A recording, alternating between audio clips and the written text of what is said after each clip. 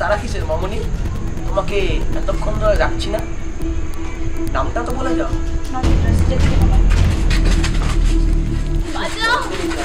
চোখ নিয়ে চল,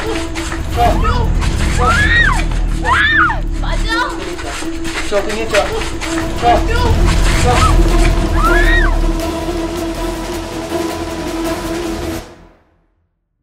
গল্প শুরুর আগে একটা কথা বলি, আমাদের গল্পগুলি তোমাদের ভালো লাগলে সাবস্ক্রাইব করো আমাদের চ্যানেল স্কেয়ার অ্যালার্ট অফিসিয়াল, সাথে বেল আইকনটা প্রেস করে অল করে দিতে ভুলো না। কিন্তু 3000 সাবস্ক্রাইবারের খুব কাছাকাছি রয়েছি আমরা। তোমাদের এক একটা সাবস্ক্রাইবই পারে আমাদের লক্ষ্যে আরও এক ধাপ এগিয়ে চলতে। আজ তুমি শুনবে চন্দ্ররূপ ব্যানার্জির কলমে একটি গ্রাম বাংলার পটভূমিতে হার হিম করা ভয়ের গল্প, জিঘাংসা। গল্পটি ভালো লাগলে লাইক, কমেন্ট, শেয়ার ও সাবস্ক্রাইব করতে ভুলবে না। তাহলে চলো পাড়ি দেওয়া যাক ভয়ের দেশে। আজ তোমার জন্য চন্দ্ররূপ ব্যানার্জির লেখা গ্রাম বাংলার ভূতের গল্প, জিঘাংসা।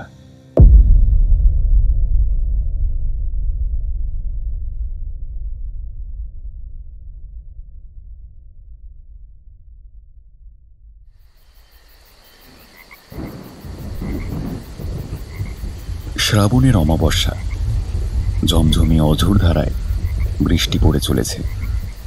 আলকাতরার মতন গাঢ় অন্ধকারে ডুবে আছে ছোট্ট গ্রামটা। রাতের গভীরতাও বেড়েছে ইতিমধ্যে। আশেপাশের কোনো পুকুরের ধারে ব্যাঙের মেলা বসেছে, সেখান থেকেই ক্রমাগত তাদের সমবেত গান ভেসে আসছে। গ্রামের বেশিরভাগ মানুষ এখন ঘুমের জগতে তলিয়ে গেছে। তবে গ্রামের একদম শেষ প্রান্তে ঘুটঘুটে অন্ধকারের মাঝে একলা দাঁড়িয়ে ভিজতে থাকা জমিদার বাড়ির দোতলার দক্ষিণের ঘরে জল করছে আলো। ঘরের ভেজানো দরজা ছুঁয়ে আলোর ক্ষীণ রেখা তলোয়ারের ফলার মতো বারান্দায় এসে পড়েছে। ঘরের ভিতরে এক মাঝবয়সী ভদ্রলোক বসে আছেন আসন বিছিয়ে।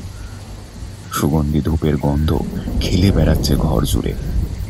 ভদ্রলোকের পরনে সাদা ধুতি আর ফতুয়া, গালে কয়েকদিনের না কামানো কাঁচা পাকা দাড়ি, চোখে সরু ফ্রেমের চশমা। ভদ্রলোকের সামনে একটি পাথর কুঁদে তৈরি শিশু মূর্তি বসানো রয়েছে। ঘর আলোকোজ্জ্বল থাকলেও মূর্তির চারিদিকে যেন আলাদা এক আলোকবৃত্তের সৃষ্টি হয়েছে।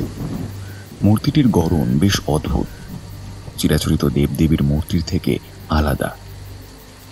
একটি শিশুর হাস্যোজ্জ্বল সুডৌল দেহ শোভা পাচ্ছে কালো পাথরের মূর্তির মাধ্যমে। শিল্পী যে বেশ যত্ন সহকারে মূর্তিটির নির্মাণ করেছেন তা বলাই বাহুল্য। সাদা বসন পরিহিত ভদ্রলোক অস্ফুট স্বরে মন্ত্রোচ্চারণের পাশাপাশি একটি ছোট পেতলের থালা থেকে ভোগ হাতে নিয়ে মূর্তিটির মুখে ছোঁয়ালেন। তারপর একবার হাত জোর করে ডান হাতে তুলে নিলেন একটা ছোট ছুরি। এবার চোয়াল শক্ত হয়ে উঠল তার। আস্তে আস্তে ছুরির ধারালো ফলাটা বাম হাতের কবজিতে চালিয়ে দিলেন। লাল সোনাত ধারা ভিজিয়ে ফেলল তার ক্ষতস্থানটা। লোকটি এবার হাতটা একটি পাত্রের সামনে নিয়ে গেলেন। টপ টপ করে রক্তের ফোঁটা পড়তে লাগলো পাত্রের ওপর। আস্তে আস্তে বাড়তে লাগলো রক্তের পরিমাণ। যন্ত্রণায় মুখ বিকৃত হয়ে উঠেছে তার, তবুও দাঁতে দাঁত চেপে সহ্য করছেন সবটা। এবার এক অদ্ভুত এবং অপার্থিব ঘটনা ঘটল। এতক্ষণ স্থির প্রাণহীন পাথরের মূর্তিটি যেন এক লহমায় জীবন্ত হয়ে উঠল। আস্তে আস্তে নড়ে উঠল তার দেহ। সেটা লক্ষ্য করেই বোধহয় হালকা হাসি ফুটে উঠল ভদ্রলোকের যন্ত্রণা ক্লিষ্ট মুখে। হঠাৎ দপদপ করতে করতে নিভে গেল ঘরের জোরালো আলোটা। শুধুমাত্র প্রদীপের হালকা আলো ছড়িয়ে ছিটিয়ে পড়তে লাগলো অন্ধকার ঘর জুড়ে। সেই আধো অন্ধকারেও পরিষ্কার বোঝা গেল সেই শিশু এবার টলমলো পায়ে একটু একটু করে এগিয়ে আসছে রক্তপূর্ণ পাত্রের দিকে। গাত্রবর্ণ কালছে, ঠোঁটটা তার দুই গাল অব্দি চেরা। আর সেই চেরা ঠোঁটের ফাঁক দিয়ে উঁকি দিচ্ছে ছুরির ফলার ন্যায় সাদা ঝকঝকে দাঁতের শাড়ি। চোখ দুটো রক্তবর্ণ, হাতের আঙুলগুলোতে বাঁকানো কালো কালো নখ, আর সারা গায়ে স্বর্ণ খচিত অলঙ্কার। হাতে বালা, গলায় সোনার চেন, পায়ে মল, কোমরে কোমর বন্ধ। ছেলেটি এবার বসে পড়ে রক্তপূর্ণ পাত্রের কাছে। তারপর কুচি দুটো হাতে তুলে নেয় পাত্রটি। প্রথমে টাটকা রক্তের ঘ্রাণ নেয়, তারপর ঝকঝকে দাঁতের শাড়ির ভিতর থেকে বেরিয়ে আসে লকলকে সাপের ন্যায় জীব। একবার চেটে নেয় গাত্রের মধ্যে টলটল করতে থাকা কালচে লাল রক্ত। তারপর হাতটা উপরে তুলে ধরে। পাত্রের মধ্যস্থিত রক্ত গড়িয়ে পড়তে লাগলো তার মুখে। বহু বছর ধরে নিদ্রিত থাকা এক আদিম সত্তাকে জাগিয়ে তুলে চাপা উল্লাসে ফেটে পড়লেন ভদ্রলোক। এই অপার্থিব ও অনন্য ঘটনার সাক্ষী থাকল শুধুমাত্র বাইরের অশান্ত প্রকৃতি আর ঘরের চার দেয়াল।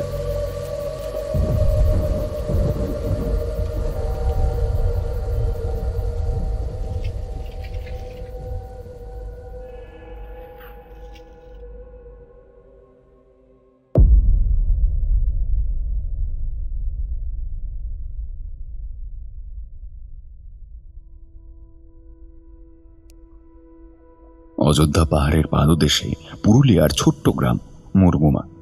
মুরগুমা জলাধারকে কেন্দ্র করে এই গ্রাম। শহর থেকে বেশ দূরে, শহুরে কোলাহল থেকে এখনো নিজেকে সরিয়ে রেখেছে মুরগুমা। বেশ কিছু বছর হলো ভালো পর্যটন কেন্দ্র হিসেবে আত্মপ্রকাশ করেছে এই ছোট্ট গ্রামটি। সেই সুবাদেই ইদানিং গ্রামের ইতিউতি কয়েকটি ছোটখাটো হোমস্টের আবির্ভাব ঘটেছে। হোটেলও হচ্ছে বেশ কয়েকটা। সেখানে নাকি গ্রামের লোকই কাজ পাবে। গ্রাম জুড়ে যদিও এখনো মাটি বা বেড়ার বাড়ির আধিক্যই বেশি, যদিও পাকা বাড়িও আস্তে আস্তে জাঁকিয়ে বসছে গ্রামের বুকে। গ্রামের মধ্যে বুড়ো বটতলায় প্রতিদিন সকালে হাট বসে। দূর দূরান্ত থেকে হাটুরেরা শাকসবজি, মাছ, মাংস, হাঁসের ডিম, লাল পিঁমড়ের ডিম ইত্যাদি নিয়ে আসে। কেউ কেউ কাপড়ের দোকান দেয়। ভাঙা হাটে অর্থাৎ বেলা বাড়ার সঙ্গে সঙ্গে হাট যখন শেষের পথে, তখন এখানে মোরগ লড়াই হয়। দুটো মোরগকে একে অপরের বিরুদ্ধে লড়িয়ে দেওয়া হয়। গাঁগঞ্জের মানুষের এ এক প্রকার বিনোদন আর কি। এই রে, দেখেছেন, মূল গল্প থেকে বেরিয়ে পড়েছি। তা সে যাগে, এবার গল্পে ফিরি। সকাল সকাল বাজারের ব্যাগ হাতে হাটের উদ্দেশ্যে বেরিয়ে পড়েছিলেন প্রমথনাথ চৌধুরী। বছর 30 আগেও তার কাছে এই বিষয়টা খানিক অস্বাভাবিক ছিল বটে। ততদিনে তাদের জমিদারির পতন ঘটলেও অর্থের অভাব ছিল না। বাড়ি জুড়ে গোটা চারেক ভৃত্য ছিল, কার্যত কুটোটি নাড়তে হতো না তাকে। কিন্তু এই 30 বছরে একটু একটু করে অর্থাভাব গেড়ে বসেছে চৌধুরী পরিবারের মাথার উপর। বিশেষ করে তার বাবা তথা এই অঞ্চলের শেষ জমিদার হরনাথ চৌধুরী বছর 25 আগে গত হওয়ার পর থেকেই জৌলুস হারিয়েছে চৌধুরী পরিবার। যদিও প্রমথনাথ এবং তার আপন ভাই উমানাথের মধ্যে কোনো প্রকার অশান্তি তার কারণ নয়। তাদের দুজনের অলস প্রবৃত্তি এবং বাবার থেকে ব্যবসায়িক কাজকর্ম সম্পর্কে অনীহাই কাল হয়ে দাঁড়িয়েছে তাদের।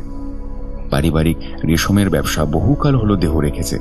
এখন জমিয়ে রাখা টাকা ভাঙিয়ে কোনো মতে চলছে দুই ভাইয়ের যৌথ পরিবার। ভবিষ্যৎ নিয়ে চিন্তার অন্ত নেই তাদের। প্রমথনাথ বিভিন্ন কথা ভাবতে ভাবতে আপন খেয়ালে এগিয়ে চলছিলেন বাজারের উদ্দেশ্যে। আজ ব্যাগ ভরে তাকে বাজার করতে দেখে বেশ কিছু লোক অবাক হলো যে কিনা কিছুদিন আগেও বেলা বাড়ার পরে সে অর্ধেক দামে মাছ সবজির খোঁজ করত, সে আজ টাটকা টাটকা মাছ, সবজি, ফল কিনে ব্যাগ ভরাচ্ছে। মাছ বিক্রেতা ব্রজেন তো বলেই বসলো, বাবু, আজ এত বাজারটা করছেন, অনুষ্ঠান আছে নাকি কোনো? প্রমথনাথ গম্ভীর গলায় বললেন, শোন, কাল থেকে ভালো মাস্টার রেখে দিবি আমার জন্য।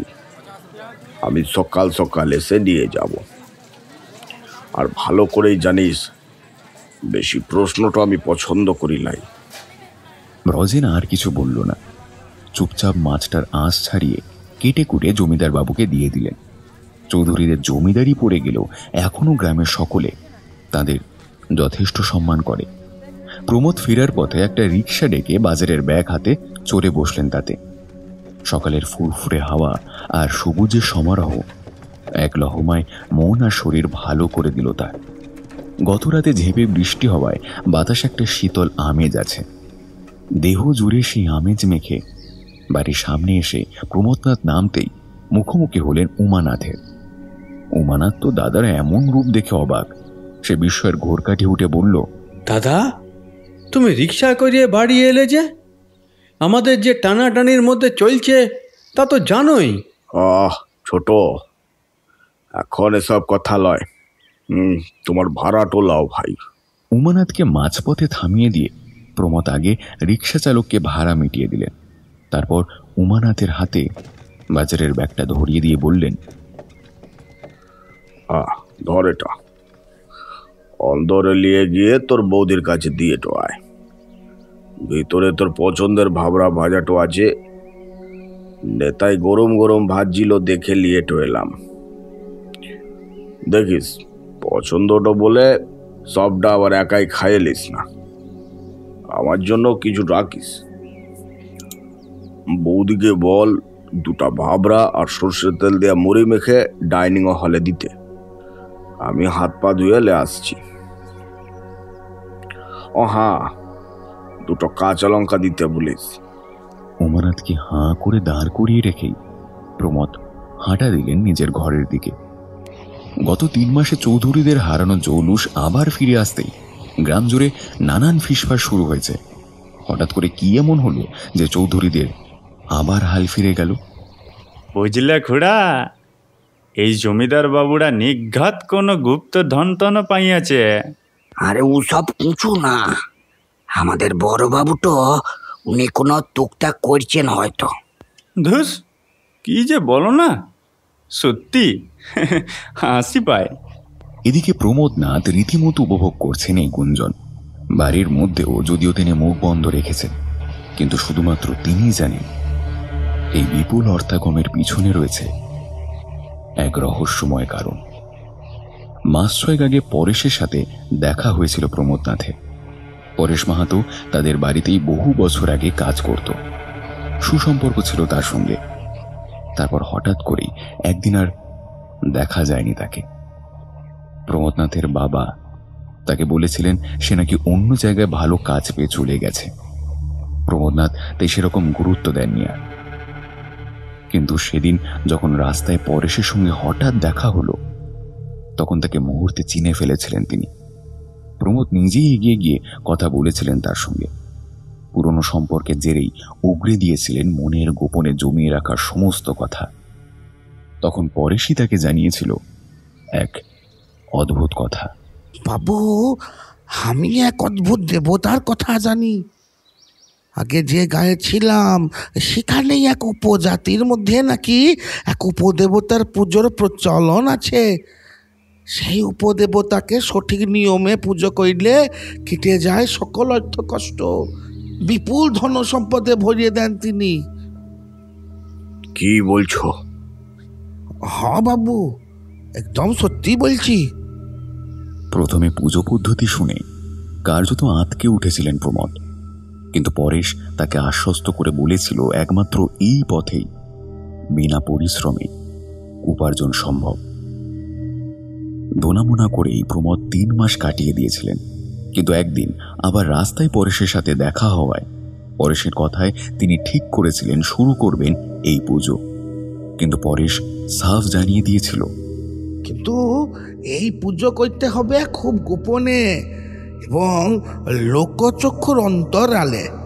তাই প্রমোদনাথ অতি গোপনে ওপরের ঘরে পুজো শুরু করেছিলেন ধনসম্পদের এক প্রাচীন উপদেবতা ধনকুঁদরার। মাস ঘুরতে না ঘুরতেই হাতে নাতে ফল পেয়েছিলেন তিনি। বাবার ঘর পরিষ্কার করতে গিয়ে সিন্ধুকের মধ্যে হঠাৎ পেয়েছিলেন বহু পুরনো এক জমির দলিল। তার বাবা শহরের জনপ্রিয় এক জায়গায় সেই জমি কিনে রেখেছিলেন অনেক বছর আগে, অথচ তিনি জানতেনই না এই কথা। এমনকি এত বছরে বহুবার সিন্ধুক খুললেও দলিলটা চোখে পড়েনি কারোরই। সেই জমি বিক্রি করে যখন প্রমোদনাথ পুরনো ব্যবসাটা আবার শুরু করলেন, সেটাতেও অস্বাভাবিকভাবে লাভের মুখ দেখা শুরু করলেন। অর্থে ভরে উঠতে শুরু করেছিল তার দিরাজ। সংসারে মুঠো মুঠো টাকা খরচ করায় তার স্ত্রী রমা অবাক হয়ে তাকে কারণ জিজ্ঞেস করায় তিনি গম্ভীর মুখে জানিয়ে দিয়েছিলেন পুরনো ব্যবসাটা আবার খুলেছেন। এদিকে ভাই উমানাথ যার পণ্যেই অবাক হলেও কোনোদিন দাদার উপর কথা বলেনি, তাই সেও মুখ বন্ধ রেখেই চুপচাপ দেখে চলেছে এমন অদ্ভুত কীর্তি। প্রমোদনাথ কিছুদিন পরে তাকেও অন্য আরেকটি ব্যবসার দায়িত্ব দিয়ে দিলেন। সেখানেও নজর কাড়া সাফল্য এলো। কিন্তু এর মধ্যে একটা জিনিস বাড়ির লোকের চোখ এড়ায়নি, সেটা হলো ইদানিং প্রমোদনাথের চেহারায় হঠাৎ ভাঙন ধরেছে। গোলগাল চেহারার প্রমোদনাথের শরীর জুড়ে এখন প্রতিটি শিরা উপশিরার উপস্থিতি বাইরে থেকে টের পাওয়া যায়। দেহের বিভিন্ন অংশে ছোটখাটো কাটা দাগ, আর কোটরগত দুই চোখে চরম ক্লান্তি আর অসুস্থতার ছাপ স্পষ্ট। বাড়ির চাপে শহুরে ডাক্তার দেখালেও কেউই কোনো রোগ ধরতে পারেননি।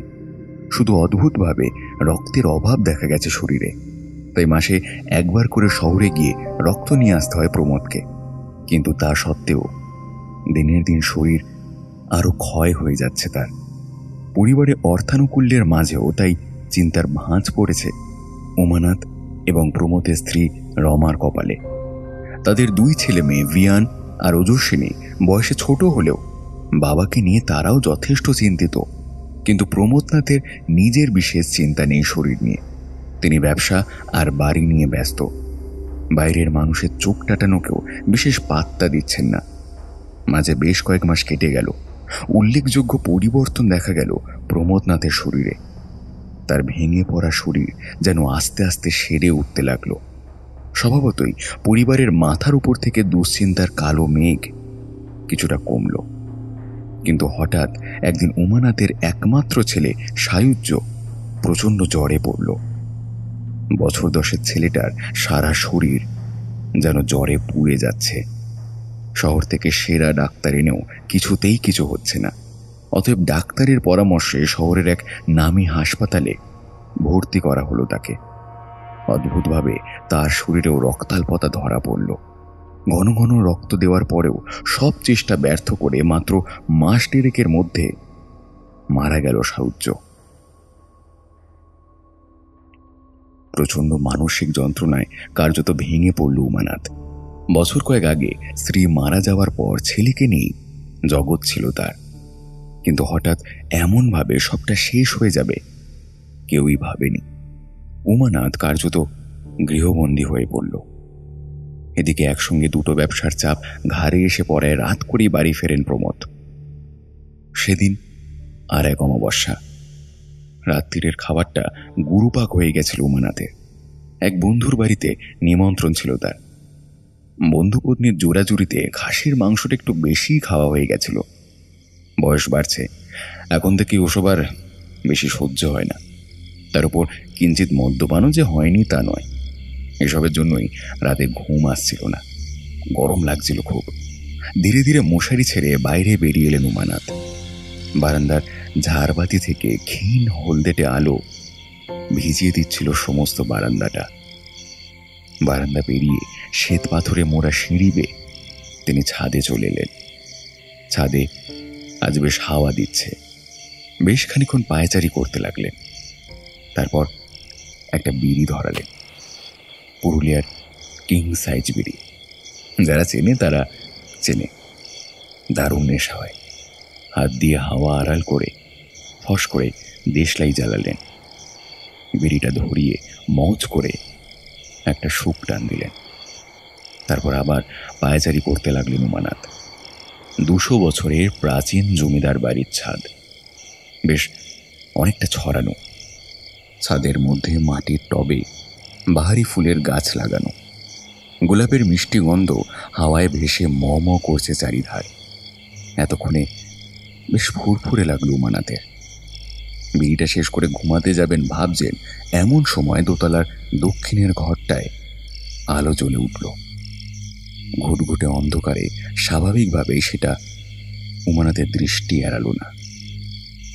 কৌতূহলী মুখে বিড়াল পায়ে ছাদ থেকে নেমে ঘরটার দরজার কাছাকাছি যেতেই তীব্র সুগন্ধ এসে নাকে ধাক্কা মারল তার। কৌতূহলটা আরো বেড়ে গেল উমানাথের। সে ভেজানো দরজায় চোখ রাখতেই চমকে উঠে দেখল এক ব্যক্তি একটা সাদা ধুতি আর ফতুয়া পরে দরজার দিকে পিছন ফিরে বসে আছে। দৈহিক গঠন দেখে সেটা যে তার দাদা প্রমথনাথ সেটা বুঝতে বেগ পেতে হলো না তাকে। কিন্তু যেটা সবচেয়ে বেশি অবাক করল তাকে সেটা হলো দাদার ঠিক সামনে এক অদ্ভুত মূর্তি। এমন বিচিত্র মূর্তি সে আগে কখনো দেখেনি। পাথর কুঁদে তৈরি করা একটা বাচ্চার মূর্তি। উমানাথ কিঞ্চিত অবাক হলেন, মনে মনে ভাবলেন, আমাদের বাড়িতে প্রতিষ্ঠিত মা কালীর বিগ্রহ আছে, নিয়মিত পূজা আচ্ছা হয় তার, তাইলে দাদা এ কার পুজোটা করছে বটে? আর এটা কোন ঠাকুর? এমন উলঙ্গ পাড়া বাচ্চা ছেলে। কার্তিক ঠাকুর এরকম হয় বটে, কিন্তু এখন তো কার্তিক মাস লয়, তাইলে? উমানাথ একবার ভাবল এক্ষুনি দাদাকে জিজ্ঞেস করবে এই ব্যাপারে। পর মুহূর্তে নিজের সিদ্ধান্ত বদলে নিল সে। আগে পুরোটা দেখুক সে, তারপর না হয় পরে জিজ্ঞেস করবে। ভেজানো দরজার অল্প ফাঁক দিয়ে উমানাথ দাঁড়িয়ে দাঁড়িয়ে দেখতে লাগলো তার দাদার কাজ। প্রমথনাথ প্রথমে সামনে রাখা পাত্র থেকে সাদা রঙের ভোগ জাতীয় কিছু তুলে মূর্তির মুখে ঠেকালেন। তারপর যা হলো তা দেখে মাথা ঘুরতে লাগলো উমানাথের। স্থির মূর্তিটায় হঠাৎ যেন প্রাণের সঞ্চার হলো। মূর্তিটা একটু থরথর করে কেঁপে উঠল প্রথমে, তারপর নড়ে উঠল শরীরটা। হালকা আলো বৃত্তে ভরে গেছে মূর্তির চারপাশ। নিজেকে কোনো মতে ঠিক রেখে উমানাথ দেখতে লাগলো বাকিটা। মূর্তির কালো কালো গভীর চোখ দুটোয় ধক করে যেন লাল আগুন জ্বলে উঠল। দুই চোখ থেকে যেন চরম ক্রোধাগ্নি ঠিকরে বেরোচ্ছে তার। আস্তে আস্তে শিশু মূর্তিটি হামাগুড়ি দিয়ে সে প্রথমে ভোগের থালার কাছে এলো, তারপর উন্মত্ত ক্রোধে এক ধাক্কায় সেটা ছিটকে ফেলে দিল। ধাতব শব্দ করে থালাটা দূরের দেওয়ালে গিয়ে আছড়ে পড়ল। তার মুখ দিয়ে হিসিসে একটা হাসি বেরিয়ে আসছে। হে দেবতা না পিশাচ? এমন নিস্তব্ধ রাতে অমন আওয়াজে উমানাথের সর্বাঙ্গে শিহরণ খেলে গেল। সে পাশের দেওয়ালটা শক্ত করে ধরে দাঁড়িয়ে রইল। ভিতরে তখন সেই জীবন্ত শিশু মূর্তি ক্রমাগত প্রমথনাথের চারপাশে এক জান্তব শব্দ করে ঘুরে চলেছে, আর মাঝে মধ্যে পুজোর নানাবিধ উপকরণে লাথি মেরে মেরে সেগুলো ফেলে দিচ্ছে দূরে। উমানাথ প্রমথনাথের মুখ দেখতে না পেলেও দূর থেকে পরিষ্কার বুঝতে পারল ভয়ে প্রমথর সর্বাঙ্গ ঠক ঠক করে কাঁপছে। সে ক্রমাগত বিড়বিড় করে কি সব যেন বলছে আর প্রণামের ভঙ্গিতে মাথায় দু হাত ঠেকাচ্ছে। এদিকে উমানাথ উত্তেজনার বশে একটা মারাত্মক ভুল করে বসল। দরজার পাশেই একটি কাঠের নড়বড়ে ছোট টেবিল রাখা ছিল। সেটাই ভুলবশত হেলান দিয়ে দাঁড়াতে যেতেই সেটা সশব্দে মাটিতে আছড়ে পড়ল। আওয়াজ পেয়ে চকিতে পিছনে ঘুরলেন প্রমথ। কে কে বলে তিনি দরজার দিকে এগিয়ে আসতেই উমানাথ এক ছুটে নিজের ঘরের দিকে চলে গেল। দরাম করে দরজাটা বন্ধ করে দিয়ে সে বিছানায় গা এলিয়ে দিল। সর্বাঙ্গ তার ঘামে ভিজে জপ জপ করছে, গলা শুকিয়ে কাঠ। তেষ্টা পাচ্ছে খুব। কিছুক্ষণ বিছানায় ওভাবেই পড়ে থেকে পাশের টেবিলে জল খাওয়ার জন্য হাত বাড়াতেই একটা নরম ঠান্ডা কিছুতে হাতটা ঠেকল তার। ঘর অন্ধকার থাকায় ঠিক ঠাউর করতে পারল না সে। তবে সেটা যে জলের গ্লাস নয় সেটা সে ভালোই বুঝতে পারল। এবার বিছানায় উঠে বসে টেবিলের দিকে তাকাতেই একটা ভয়ের হিমেল স্রোত তার শিরদাঁড়া কাঁপিয়ে দিল। দুটো লাল জ্বলন্ত বিন্দু টেবিলের উপর স্থির হয়ে রয়েছে। কিছুক্ষণ আগেই ঠিক এরকম দুটো লাল জ্বলন্ত ভয়ঙ্কর চোখ সে দেখেছে দোতলার ঘরটায়। ভয়ে চোখ বন্ধ করে ফেলল উমানাথ। সমস্ত শরীর ভয়ে পাথর হয়ে গেছে তার। মন থেকে চেষ্টা করছে এক ছুটে বাইরে বেরিয়ে যেতে, কিন্তু মনের ইঙ্গিতে সাড়া দিচ্ছে না শরীর। আবার ভয়ে ভয়ে চোখ খুলতেই একরাশ শূন্যতা ছাড়া কিছুই চোখে পড়ল না তার। কি হলো ব্যাপারটা? এতটা ভুল দেখল সে। এবার শরীরে কিছুটা বল ফিরে আসতে বিছানা থেকে নেমে টেবিলের দিকে এগিয়ে গেল উমানাথ। না, এই তো জলের গ্লাসটা টেবিলেই রাখা, কোথাও তো কিছু নেই। খানিকটা নিশ্চিন্ত হয়ে সে আবার বিছানায় উঠে পড়ল। রাত অনেক হয়েছে, এবার একটু না ঘুমালে শরীর খারাপ হবে। হালকা ঘুমে চোখ বুজে এসেছিল উমানাথের। হঠাৎ একটা অদ্ভুত অস্বস্তিতে ঘুমটা ভেঙে গেল তার। চোখ কচলে উঠে বসে প্রথমে কিছু বুঝতে পারল না সে, কিন্তু খানিক পরেই কানে এলো একটা খসখসে শব্দ। ইঁদুরের উপদ্রব তো এ বাড়িতে নেই, তবে কিসের শব্দ? বালিশের কাছে মোবাইলটা হাতড়াতে লাগলো উমানাথ। এবার এক অপার্থিব খিলখিল হাসি ভেসে এলো তার খুব কাছ থেকে। চমকে উঠল উমানাথ। কিছুতেই এ মনের ভুল হতে পারে না। সে স্পষ্ট হাসির আওয়াজ শুনেছে। এবার খসখস শব্দটা তীব্র হয়ে উঠল। এই ঘুটঘুটে অন্ধকারেও পরিষ্কার বোঝা যাচ্ছে কেউ তার খাটের চারপাশে প্রচন্ড গতিতে ঘুরে বেড়াচ্ছে। তার হিস হিসে নিঃশ্বাসের শব্দ, চাপা গর্জন কানে আসছে। উমানাথ ভয়ে দিক বিদিক জ্ঞান শূন্য হয়ে বিছানা থেকে নেমে পালাতে যেতেই দুটো শক্ত হাত তার পা দুটো চেপে ধরল। হুমড়ি খেয়ে পড়ল সে। মাটিতে পড়ে উমানাথ দেখতে পেল দুটো জ্বলন্ত বিন্দু জল জল করছে তার ঠিক চোখের সামনে। আতঙ্কে চিৎকার করতে যেতেই একটা সরু হাত তার গলার ভেতরে ঢুকে গেল। তার জিভটা এক টানে ছিঁড়ে ফেলল সেই হাতটা। প্রচন্ড যন্ত্রণায় কাতরাতে লাগলো উমানাথ। তার মুখ দিয়ে গরম রক্তের স্রোত নেমে এসেছে। এবার তার ঘরের দরজাটা খুলে গেল দরাম করে। এক দীর্ঘদেহী ব্যক্তি প্রবেশ করল ঘরে। বারান্দায় লাগানো বাল্বের আলোর এক টুকরো ঘরে এসে পড়ছিল। সেই ক্ষীণ আলোয় তাকে চিনতে পারল উমানাথ।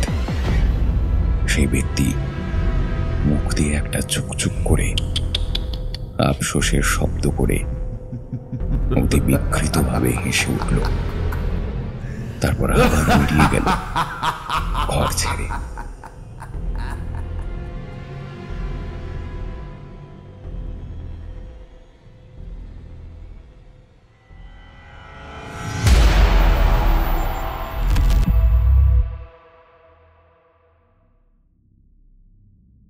প্রমোদ গম্ভীর মুখে দাঁড়িয়েছিলেন ঘরের ভিতর। তার চুল উস্কো খুস্কো, চোখ লাল। গত রাতে তার ভাই উমানাথকে কেউ বা কারা খুন করেছে। পুলিশ এসে বডি নিয়ে গেছে অটপসির জন্য। পাশে স্ত্রী রমা সান্ত্বনা দেওয়ার চেষ্টা করছিলেন তাকে, কিন্তু প্রমোদনাথের বুক ফেটে যাচ্ছিল বেদনায়। প্রথমে ফুটফুটে ভাইপো, আর এখন ভাইটা। একের পর এক অঘটন ঘটে চলেছে। সারাদিনে প্রমোদ সেরকম কিছুই খেলেন না। আপন মনে বসে রইলেন নিজের ঘরে। এরপর বেশ কিছুদিন কেটে গেল। মাঝখানে পুলিশ এসে বার কয়েক জিজ্ঞাসাবাদ করে গেছে। তারাও আধারে রয়েছে এই ঘটনার তদন্তে। তবে ওসির সঙ্গে পূর্বালাপ থাকায় কদিন আগে এক অদ্ভুত তথ্য জানতে পেরেছে প্রমোদ। অটোপসির পর ফরেন্সিক ল্যাবে পাঠানো হয়েছিল বডি। সেখানেই উমানাথের মুখের ক্ষতের মধ্যে পাথরের গুঁড়ো পাওয়া গেছে। বিষয়টা নিয়ে পুলিশ সহ ফরেন্সিক বিশেষজ্ঞরাও ধাঁধায় পড়ে গেছে। প্রমোদনাথ নিজেও এমন বিচিত্র তথ্যে ঘাবড়ে গেছেন। আপাতত পুলিশ জোর কদমে তদন্ত চালাচ্ছে।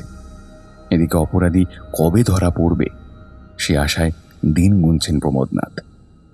এই ঘটনার বেশ কয়েকদিন পর রাতে রান্নার জন্য সবজি কাটছিলেন রমা। রান্নার লোক দিন কয়েকের জন্য ছুটি নিয়ে বাড়ি গেছে, তাই এই কদিন তাকেই রান্নার দিকটা সামলে নিতে হচ্ছে। রমা আপন মনেই সবজি কাটছিলেন।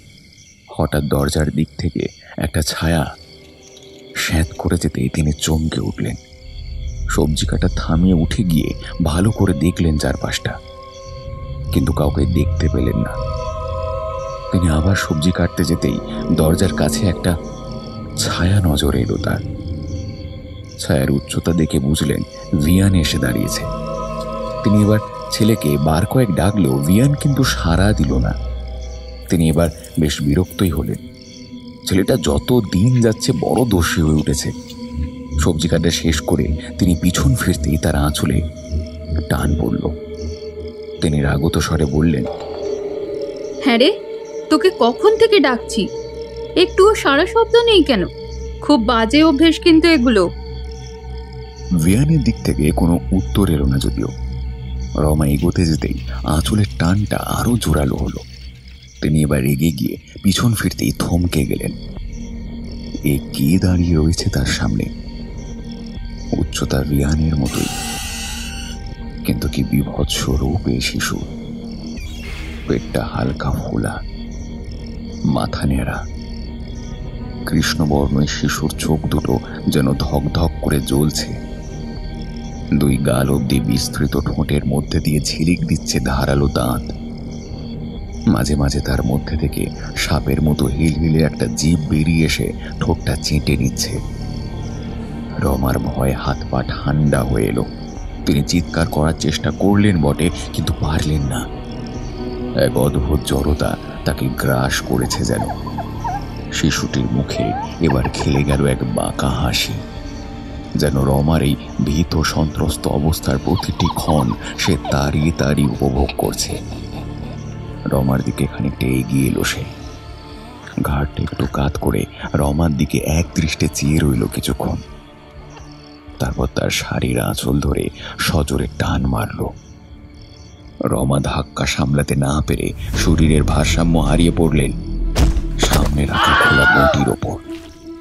মুহূর্তের মধ্যে বটির ধারালো ফলা আমূল গেঁথে গেল রমার বুকে। টাটকা রক্তে ভরে গেল রান্নাঘরের মেঝে। রমা চোখ বোঝার আগে দেখতে পেলেন সেই পিশাচ শিশু মেঝেতে ছড়িয়ে পড়া রক্ত চেটে নিচ্ছে লকলকে জিভ বার করে। রমার আর্তচিৎকারে দৌড়ে এলেন প্রমোদ। স্ত্রীর এমন ভয়ানক অবস্থা দেখে তিনি আঁতকে উঠলেন। সঙ্গে সঙ্গে অ্যাম্বুলেন্স ডাকলেন, কিন্তু হাসপাতালে চিকিৎসার সময়ও পাওয়া গেল না। রাস্তা দিয়ে মারা গেলেন রমা। প্রমোদনাথ কিন্তু রমার চিৎকার শুনে রান্নাঘরে ঢোকার মুখে যাকে দেখার দেখে নিয়েছিলেন। ভয়ে চিন্তায় তার মাথা খারাপ হওয়ার জোগাড় এখন।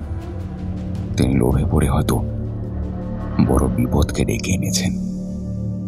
বেশ কিছুদিন পর বাজার সেরে বাড়িতে ঢোকার মুখে প্রমোদনাথ দেখতে পেলেন এক অল্প বয়সী সধবা মেয়ে তার সদর দরজার সামনে দাঁড়িয়ে আছে।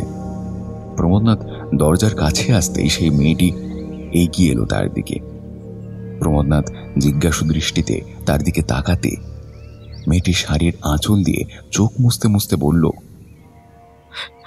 গত দুদিন ধরে কিছু খাইনি বাবু, কিছু খেতে দেবেন? শ্যামবর্ণা মেয়েটির ডাগর ডাগর দুটি চোখের দিকে তাকিয়ে বড় মায়া হলো প্রমথর। এই তল্লাটে দান ধ্যানের জন্য বিশেষ পরিচিত তিনি। শুধু মাঝখানে অর্থকষ্টের সময়টুকু ছাড়া ফি বছর বহু মানুষের বিভিন্নভাবে সাহায্য করেছেন তিনি। মেয়েটির দিকে তাকিয়ে তিনি জিজ্ঞেস করলেন, তোমার বর কই বোন? হ্যাঁ, আর তুমি এখানেই বা এলেটো কি করে? মেয়েটি কান্না ভেজা গলায় বলল, আমার বর মানুষটা ভালো হলেও সংসারে মন নেই বাবু। দুই ছেলে নিয়ে তাই বড় কষ্টে আছি। দুটি চাল দিলে বাচ্চা দুটোর মুখে খাবার তুলে দিতে পারবো। প্রমোদ আর কিছু বললেন না। মেয়েটিকে অন্দরে নিয়ে এসে যত্ন করে খাওয়ালেন। তারপর তার ব্যাগ ভর্তি করে চাল ডাল আর কিছু সবজি দিয়ে দিলেন। এও বলে দিলেন কোনো কিছু দরকার পড়লে যেন সে এখানে চলে আসে। স্ত্রী রমার শ্রাদ্ধ শেষ হতেই প্রমোদনাথ মনস্থির করলেন এই বাড়িতে আর তিনি থাকবেন না। ধনকুতরা যেমন আছেন তেমনই থাকুন। কোনো উপদেবতাকে আটকানোর ক্ষমতা তার নেই। কখন সে জেগে উঠবে আবার বলা যায় না। হয়তো আগেই চলে যেতেন, কিন্তু নিজেদের ভিটে বলে কথা, সেখানে স্ত্রী শেষ কাজটা হবে না। তাই এই কদিন থেকেই গেলেন এখানে। আজকেই যাবতীয় গোছগাছ করে রাখলেন। ভোর ভোর বেরিয়ে পড়তে পারলে সকালের মধ্যে শহরে পৌঁছে যাবেন তিনি। ছেলে মেয়েকে নিয়ে আপাতত সেখানেই থাকবেন, কারণ এর পরে শিকার যে তার ছেলে মেয়ে, তিনি সেটা ভালো করেই জানেন।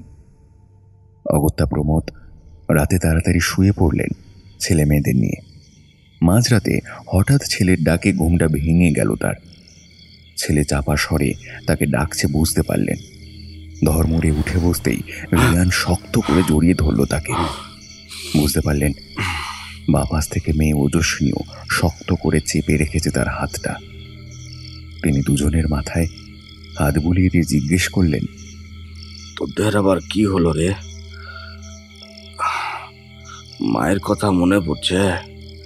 ভিয়ান কাঁপা কাঁপা গলায় বলল, দরজার বাইরে কে যেন ঘুরে বেড়াচ্ছে বাবা, অনেকক্ষণ ধরে শব্দটা পাচ্ছি, আমাদের খুব ভয় লাগছে। ধুর পাগল, ভয়ের কি আছে, হয়তো সুরেন। কথাটা বলতে গিয়ে তিনি থেমে গেলেন। তাদের বাড়ির ভৃত্য সুরেন তো অন্দরমহলে থাকে না, সে বারমহলে ঘুমায়। কথাটা মনে হতেই একটা চাপা ভয় ঘিরে ধরল তাকে। তাহলে কে এত রাতে ঘুরে বেড়াচ্ছে তাদের ঘরের বাইরে? কান খাড়া করলেন প্রমোদ। প্রথমে কিছুটা শুনতে না পেলেও একটু পরে শুনতে পেলেন খসখস শব্দ হচ্ছে ঠিক দরজার বাইরের বারান্দায়, যেন কেউ হেঁটে বেড়াচ্ছে ওখানে। কিন্তু এরপর যেটা হলো সেটার জন্য প্রমোদ তৈরি ছিলেন না। দরাম দরাম করে দরজায় কেউ যেন আঘাত করলো। শব্দ করে কেঁপে উঠল দরজার পুরনো পাল্লা দুটো। ছেলে মেয়ে আরো শক্ত করে চেপে ধরল প্রমোদনাথকে। প্রমোদনাথের অন্তর ইতিমধ্যে ভয়ে কাঁপতে শুরু করে দিয়েছে। কিন্তু তিনি যদি এখন ভেঙে পড়েন তাহলে বাচ্চা দুটোকে কে সামলাবে? তাই তিনি মনকে শক্ত করলেন। ভিয়ান আর ওজস্বিনীকে বিছানায় বসিয়ে ঘরের এক কোণায় রাখা একটা শক্ত লাঠি হাতে নিলেন। তারপর শরীরের সমস্ত শক্তি একত্রিত করে এগিয়ে গেলেন বন্ধ দরজার দিকে। ওপাশে তখনও দরাম দরাম করে কেউ অনবরত ধাক্কা মেরে চলেছে। একটা লম্বা দম নিয়ে প্রমোদ ছিটকিনিটা খুলে ফেললেন। এক পাল দমকা ঠান্ডা বাতাস বাঁধন ছাড়া হরিণের মতন ঘরে ঢুকে পড়ল। অন্ধকারের চাদরে মোড়া লম্বা বারান্দাটার এপাশ থেকে ওপাশ পর্যন্ত কাউকে দেখতে পেলেন না তিনি। ঘর থেকে একটু বেরিয়ে সুইচ বোর্ডের লাইটের সুইচটা টিপে দিতেই দপ করে জ্বলে উঠল ঝাড় লণ্ঠনটা। এবারেও কিছুই চোখে পড়ল না। প্রমোদনাথ ঘরে চলেই আসছিলেন, হঠাৎ বারান্দার এক কোণে রাখা শ্বেত পাথরের বড় টেবিলটার দিক থেকে অদ্ভুত একটা আওয়াজ ভেসে এলো। প্রমোদ হাতের লাঠিটা শক্ত করে চেপে ধরলেন, তারপরে এগিয়ে গেলেন সেদিকে। ধীর পায়ে তিনি টেবিলের কাছাকাছি যেতেই একটা মুখ ওকে মারল টেবিলের ওপাশ থেকে। ধক করে উঠল প্রমোদের বুকটা। তিনি এবার কাঁপা পায়ে পিছন ফিরতে যেতেই টেবিলের পিছন থেকে কিছু একটা হামাগুড়ি দিয়ে বেরিয়ে এসে তাকে ধাক্কা মেরে দ্রুত ঢুকে গেল তাদের শোয়ার ঘরে। প্রমোদনাথ চিৎকার করে ঘরে ঢোকার আগে সজোরে বন্ধ হয়ে গেল ঘরের দরজাটা। প্রচন্ড শব্দে মেঝেতে আছড়ে পড়ে ভেঙে গেল বেলজিয়াম কাচের তৈরি ঝাড় লণ্ঠনটা। ভাঙা কাঁচ বুড়ো মুড়ো হয়ে ছড়িয়ে পড়ল মেঝেতে। বারান্দা আবার ডুবে গেল গভীর অন্ধকারে। প্রমোদ তখন পাগলের মতন দুমদাম ধাক্কা মারছেন বন্ধ দরজার উপর। ভিতর থেকে ছেলে মেয়েদের তারও স্বরে কান্নার শব্দ ভেসে আসছে। একবার তিনি ভাবলেন সুরেনকে ডেকে আনবেন, কিন্তু পর মুহূর্তে মনে হলো ততক্ষণে যদি দেরি হয়ে যায় আরো। তিনি এবার বার কয়েক লাঠি দিয়ে দরজায় মারার পরে এই লাঠিটা ভেঙে গেল। এবার তিনি সর্বশক্তি দিয়ে লাথি মারতে লাগলেন বন্ধ দরজার উপর। প্রচন্ড যন্ত্রণায় পা ছিঁড়ে যেতে লাগলো, কিন্তু থামলেন না প্রমোদ। বার কয়েক লাথি মারার পর প্রচন্ড শব্দে ভেঙে গেল দরজাটা। প্রমোদ ঝড়ের বেগে ঘরে ঢুকে পড়লেন। ইতিমধ্যে ভিয়ান আর ওজস্বিনীর চিৎকার থেমে গেছে। প্রমোদনাথ অন্ধকারে হাতরে আন্দাজে লাইটের সুইচটা টিপলেন বটে, কিন্তু খুট করে একটা শব্দ হওয়া ছাড়া আর কিছুই হলো না। প্রমোদ গাঢ় অন্ধকারের মাঝে মোবাইল বের করে ফ্ল্যাশ লাইট জ্বালিয়ে খোঁড়াতে খোঁড়াতে বিছানার কাছে গিয়ে দেখতে পেলেন সেখানে তার ছেলে মেয়ে নেই। পাগলের মতন তাদের খুঁজতে লাগলেন প্রমোদ, কিন্তু ভালো করে শোনার চেষ্টা করতেই বুঝলেন শব্দটা খাটের তলা থেকে আসছে। নিচে ঝুঁকে খাটের তলায় আলো ফেলতেই দেখলেন ভিয়ান গুটিসুটি মেরে বসে রয়েছে সেখানে। প্রমোদ প্রচণ্ড উত্তেজনায় হাত বাড়াতে যেতেই পিছন থেকে একটা গলা ভেসে এলো। বাবা, বাবা, আমরা এখানে। গলাটা প্রমোদ চিনতে পেরেছেন, তার ছেলে ভিয়ানের গলা। প্রমোদ চকিতে পিছনে আলো ফেলতেই দেখতে পেলেন কাঠের আলমারিটার এক পাশে জড়াজড়ি করে ভিয়ান আর ওজস্বিনী বসে রয়েছে। ওখানে যদি ভিয়ান থাকে তাহলে খাটের নিচে কে? প্রমোদ এবার একটা ঢোক গিলে আবার খাটের তলায় আলো ফেলতেই দেখলেন সেখানটা শূন্য, কিন্তু একটু আগেই যে তিনি স্পষ্ট দেখলেন ভিয়ান ওইখানে বসে আছে, তার দিকে ড্যাব ড্যাব করেছে। শির দ্বারা ঠান্ডা স্রোতটা আবার অনুভব করলেন প্রমোদনাথ। তিনি এবার তাড়াতাড়ি ছেলে মেয়ের কাছে গিয়ে তাদের জাপটে ধরে দরজার দিকে এগিয়ে যেতেই বুঝলেন ঘাড়ের কাছে একদলা ঠান্ডা নিঃশ্বাস ঝাপটা মারল। চমকে পিছনে ফিরতেই বুকের রক্ত হিম হয়ে গেল তার। সিলিং থেকে একটা শরীর ঝুলছে, না ঠিক ঝুলছে না, শুধু মাঝে মাঝে সেটা দুলছেও। এই ভয়ঙ্কর চেহারা খুব ভালো করেই চেনেন প্রমোদ। কয়েকদিন আগে পর্যন্ত পুজো করেছেন। প্রমোদ আর সময় নষ্ট করলেন না, তিনি তাড়াতাড়ি এগিয়ে গেলেন দরজার দিকে। ছেলে মেয়ের হাত শক্ত করে ধরে বারান্দা দিয়ে বাহির মহলের দিকে কার্যত ছুটে চলেছিলেন প্রমোদ, কিন্তু মাঝপথে এক দীর্ঘকায় ছায়ামূর্তি পথ আটকে দাঁড়ালো তাদের। প্রমোদনাথ থমকে দাঁড়ালেন। মোবাইলের জোরালো আলো ছায়ামূর্তির মুখে ফেলতে চমকে উঠলেন তিনি। এই যে পরেশ! প্রমোদনাথ কাঁদো কাঁদো গলায় বললেন, ভালো সময় আইছো ভাই, বড় বিপদে পড়ছি। পরেশ এবার একটু ব্যঙ্গাত্মক হেসে বলল, বিপদ হইবে সে তো জানা কথা বটে। প্রমোদ অবাক হয়ে বললেন, মানে? এটা সোজা মানে আপনার পরিবারের জন্যই তো এই তো কিছু কই দিছি বটে। তুমি কি বলছো? আমি বুঝতে লাগছি বটে। এখনো বুঝতে লাগছেন নাই বাবু? আইসা আইসা আমি বুঝাইছি। আপনার পিছে ওই অপদেবতা লেগে গেছে তো। হ্যাঁ, কিন্তু তুমি কিভাবে? এটা তো জানাই ছিল, এই জন্যই তো আপনাকে পূজাটা করতে বলেছিলাম বটে। মানে মানে তুমি ইচ্ছাকৃত ভাবে এরকম পরিণতিটা হবে জেনেও পুজো আমাকে দিয়ে করিছ? হ্যাঁ, বাবা বাবা বাবা, তবে তখনই আপনি বুঝলেন জমিদার বাবু। এরকম পরিস্থিতিতে দাঁড়িয়েও প্রমোদনাথের মাথা আগুন হয়ে গেল। তিনি রাগে দাঁত কিরমির করে পরেশের দিকে এগিয়ে যেতেই পরেশ হিস করে বলল, কোনো চেষ্টা করে লাভ নাই, মোর সঙ্গে পাইবেক লাই গো, পাইবেক লাই। চাইলে অনেক আগেই আপনার পরিবারকে উড়াই নিতে পারতুম, কিন্তু ও কাজ করলে পুলিশ আমায় ধরে নিতে পারত। হ্যাঁ, মোর ঘরেও তো বউ আনছে, তাই না? প্রমোদ নির্বাক দৃষ্টিতে তাকিয়ে রইলেন পরেশের দিকে। খুব সম্ভবত তিনি ভাবতেই পারেননি পরেশ তার সঙ্গে এরকম বিশ্বাসঘাতকতা করতে পারে। পিছন থেকে আবার সেই শিহরণ জাগানো খসখসে শব্দটা কানে যেতেই সম্বিত ফিরল প্রমোদের।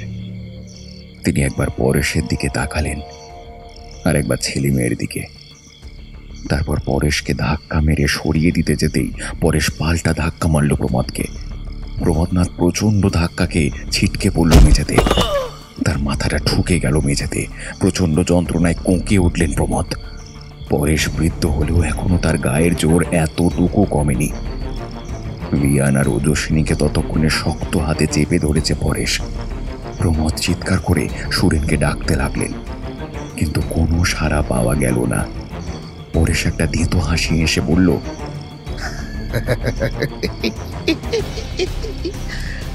বেটা কাল ঘুমিয়ে গেছে, বেলার আগে উঠবে গেলাই, ডাইকা কোনো লাভ নেই কো। প্রমোদ এবার কাতর গলায় বললেন, দোহাই তোমার, আমার আমার ছেলে মেয়ে দুটাকে ছাড়িয়ে দাও। তোমার ক্ষতি করার হলে আমার করো, কিন্তু কিন্তু আমার ছেলে মেয়ে দুটোকে ছাড়িয়ে দাও।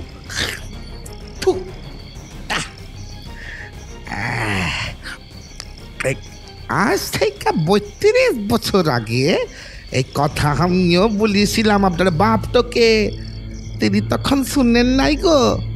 আমার 12 বছরের মাইয়াটার মান নিয়ে শেষ করে দিয়েছিল ওকে। আমার মুখটা বন্ধ করার জন্য আমাকেও সরানোর চেষ্টা করেছিল বটে, কিন্তু পরেশ মাহাতোকে শেষ করা অত সহজ নয়, অত সহজ নয়। কি বলছো? আমি আমি কিছুই বুঝতে তো পারছি নাই। আমার বাবা কি করেছেন? শুনবেন শুনবেন আপনার বাপ তো কি করিয়েছিল? হ্যাঁ শুনুন, তবে শুনুন বটে। আপনার বাপের খাস চাকর তো ছিলাম বটে। মোর মাইয়া তো ওই হরনাথ চৌধুরীকে খুব সম্মান করতো, জমিদার বাবু বলে ডাকতো। মোর সঙ্গেই বাড়িতে এলেই ওর আশেপাশে ঘুরিয়ে বেড়াতো। কিন্তু কিন্তু ওই বুড়োর ছোট বেটাটার বদ নজর যে আমার মাইয়াটার উপর পড়ছে তা বুঝতে পারিনি। এক রাতে জমিদার আমাকে দূরে গ্রামে পাঠাই দিল। বললো বাড়িতে একটা অনুষ্ঠান আছে, মাইয়াটারে আমার কাছে রাইখা যা। আমিও বিশ্বাস করে ওর কাছে মাইয়াটারে রাইখা চলিয়ে গেলাম কাজে। সেই রাতেই আমার মাইয়াটারে ওর ছোট বেটা উমানাথ আপনার আইতনের ভাই ভোগ করে দিয়ে লাশটা গুম করে দিল। পরের দিন সকালে যখন মাইয়াটারে নিতে এলাম, দেখি ওর কোনো হদিস নাই। আপনার বাপ বলল মোর মাইয়াটা নাকি রাতে কোথাও চলে গেছে। আমার বউটা চোখে বিছনা নিল, পুলিশ কিছুই খুঁজে বের করতে পারলো নাই বটে। পরে সোরেনের কাছ থেকে সব জানতে পারি। আমি ওদিনই ঠিক করে নিয়েছিলাম বংশ শেষ করে দিব। বুড়োটা তো এমনি মরল, বাকি রইলেন আপনারা। আপনারা দম নেওয়ার জন্য থামল পরেশ। প্রমোদ হাঁ হয়ে শুনছে পরেশের কথা। তার একজোড়া কান যেন বিশ্বাস করতে পারছে না। পরেশ আবার শুরু করলো, সেজন্য আমি আপনাকে দিয়ে এই ধনুকদোড়ার পুজোটা করালাম বটে। ও দেবতার একবার রক্ত তেষ্টা জাগাইলে আর কিছু করার নাই, সকলকে মারে দিবে ও। এবার আপনাদের পাল্লা, ওই আসছে।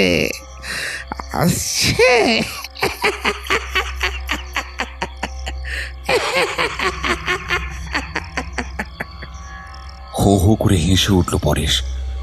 ভয়ে কেঁপে উঠলেন প্রমোদ।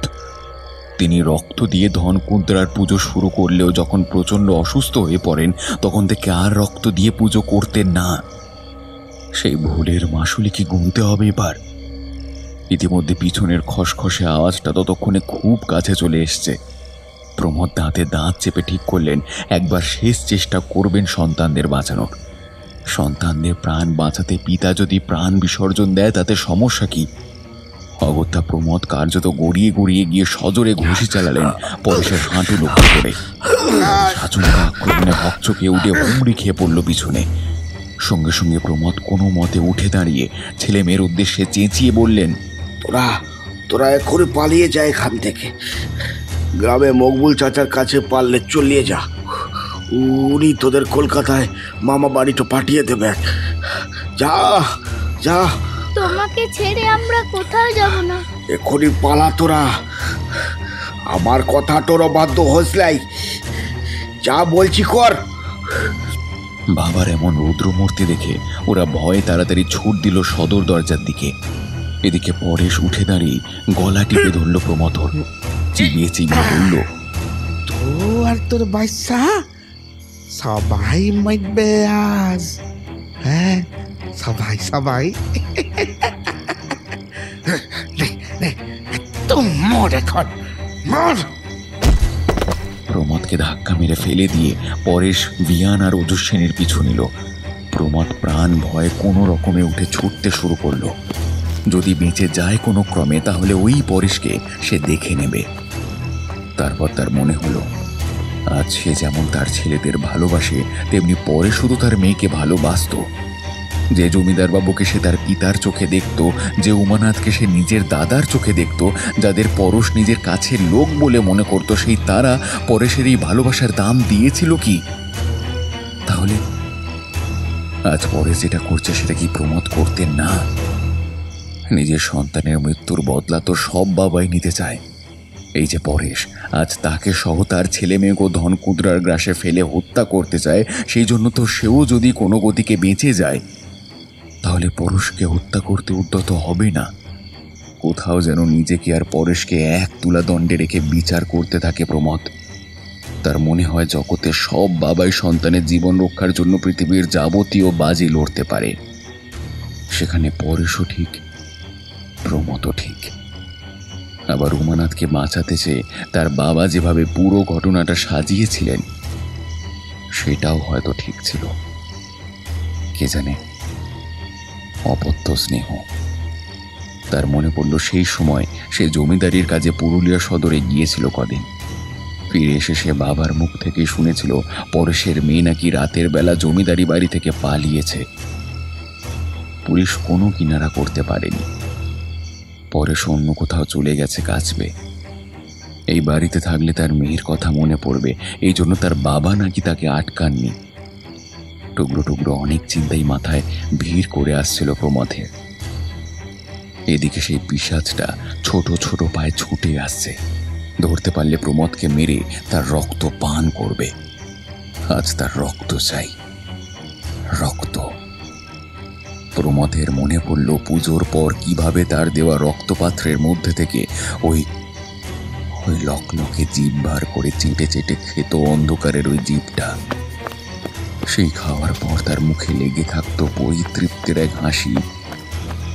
আর যদি তাকে পায় তাহলে ছুটতে ছুটতে দোতলা থেকে নিচের তলা, তারপর চাতাল, প্রায় গোটা বাড়িটা ছুটে ফেলল প্রমথ। আর পারছে না সে। হৃৎপিণ্ড ছিঁড়ে বেরিয়ে আসবে মনে হচ্ছে। মনের জোরও হারিয়ে ফেলেছেন, তবুও ছুটছেন প্রমথ। প্রাণ ভয়ে ছুটছেন। যে কোনো গতিকে যদি পিশাচের হাত থেকে নিজেকে মুক্ত করতে পারেন। ছোটবেলায় ধরাধরি খেলতেন প্রমথ, এ যেন তার মতনই এক খেলা। তবে এই খেলায় হারলেই মৃত্যু তার জন্য ওঁত পেতে আছে। ছুটতে ছুটতে তাদের মন্দিরের সিঁড়িতে গিয়ে হোঁচটকে উপর হয়ে পড়লেন সিঁড়ির উপরে।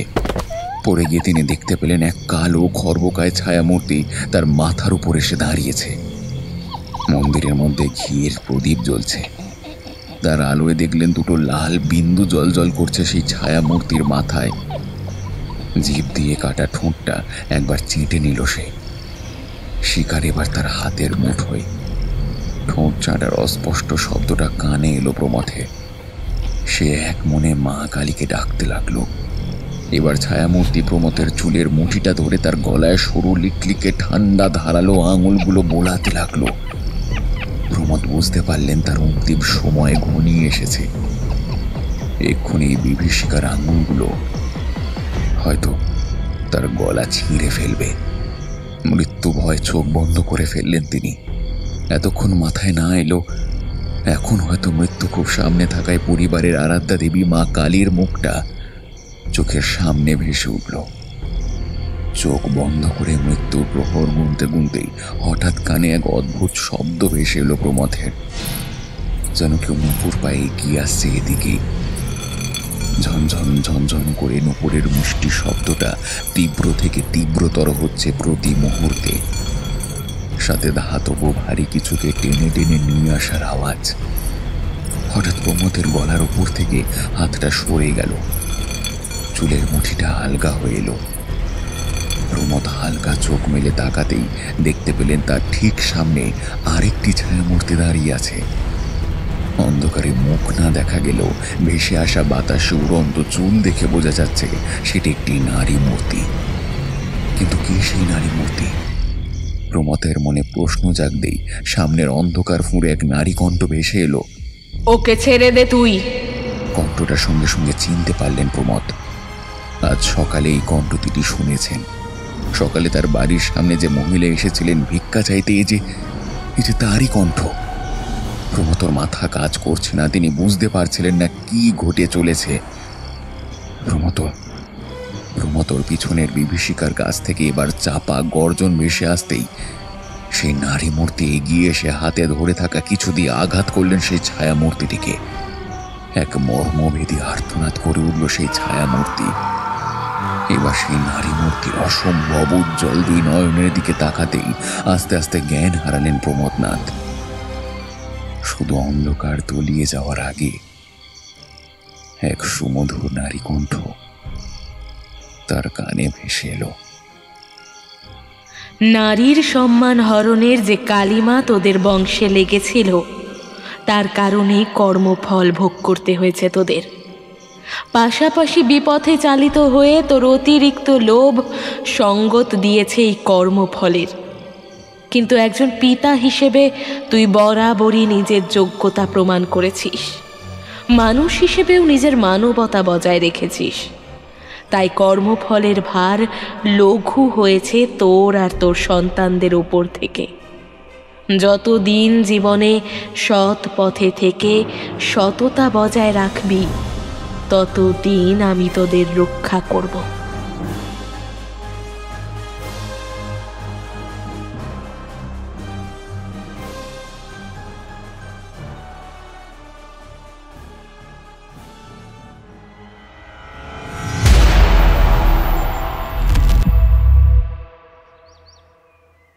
চোখে মুখে ঠান্ডা তরলের স্পর্শে ধর্মর করে উঠে বসলেন প্রমোদনাথ। হাত দিয়ে বুঝলেন সারা মাথা মুখ জলে ভিজে আছে তার। ভোরের নরম আলো ছড়িয়ে পড়েছে বারান্দা জুড়ে। সেই আলোতেই ভিয়ান আর ওজস্বিনী দাঁড়িয়ে আছে তার সামনে, সঙ্গে আছে মকবুল। সেই জল ছিটিয়ে দিচ্ছিল প্রমোদের চোখে মুখে। প্রমোদ চোখ খুলতেই ভিয়ান আর ওজস্বিনী দৌড়ে এসে জাপটে ধরল বাবাকে। ছেলে মেয়ের ভালোবাসার উষ্ণ স্পর্শে ক্লান্ত মনটা জুড়িয়ে গেল প্রমোদ। তিনি ওদের গা মাথায় হাত বুলিয়ে উঠে দাঁড়িয়ে বুঝলেন দেহের সমস্ত বেদনা, সমস্ত ক্লান্তি যেন জাদু বলে দূর হয়ে গেছে। মকবুল কিছু জিজ্ঞেস করার আগেই প্রমোদনাথ বললেন,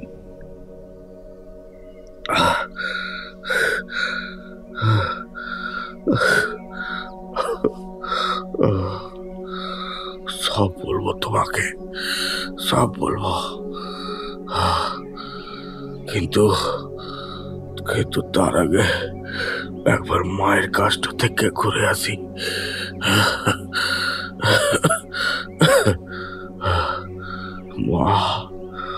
মা গো,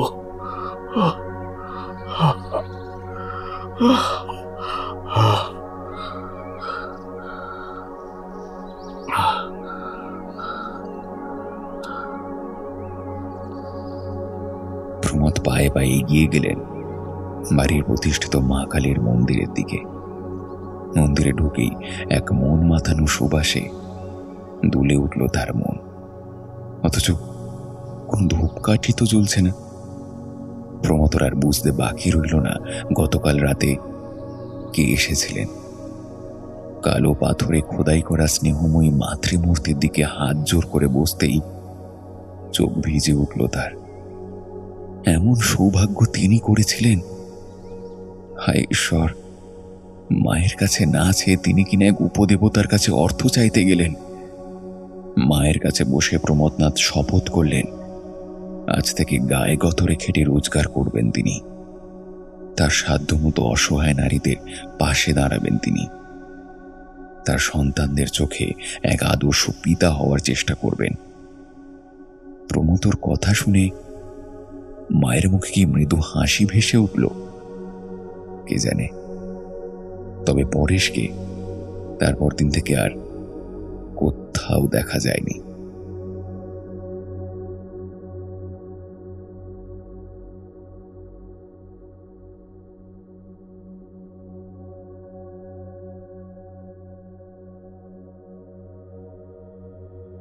শুনলে চন্দ্ররূপ ব্যানার্জির কলমে জিঘাংসা।